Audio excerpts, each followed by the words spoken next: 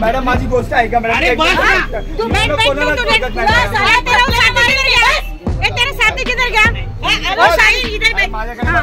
साहब police जाता है ना अटके क्या? कौन कर ऐसा थोड़ी है? कौन आप पुलिस हो?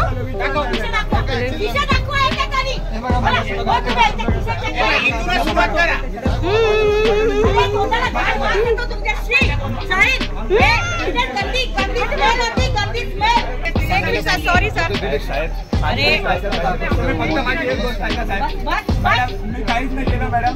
मी आलो बाथरूम केलं फॅमिली वाला मॅडम मी बाथरूम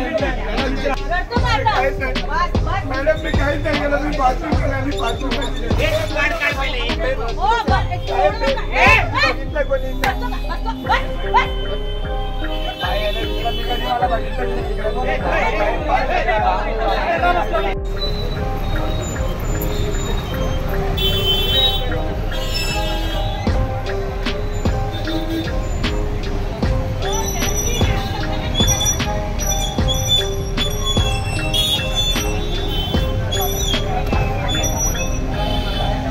हम लोग ने पकड़े, एक भाग गए।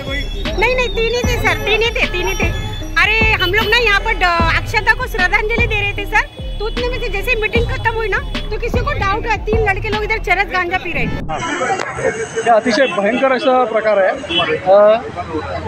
बाबासाहेब आंबेडकर ज्ञान केंद्र इथे असताना या ठिकाणी या शौचालयाच्या इथे ही जी मुलं बसले आहेत सरळ गांजा वगैरे चिलीम वगैरे घेऊन, अतिशय गंभीर गोष्ट आहे।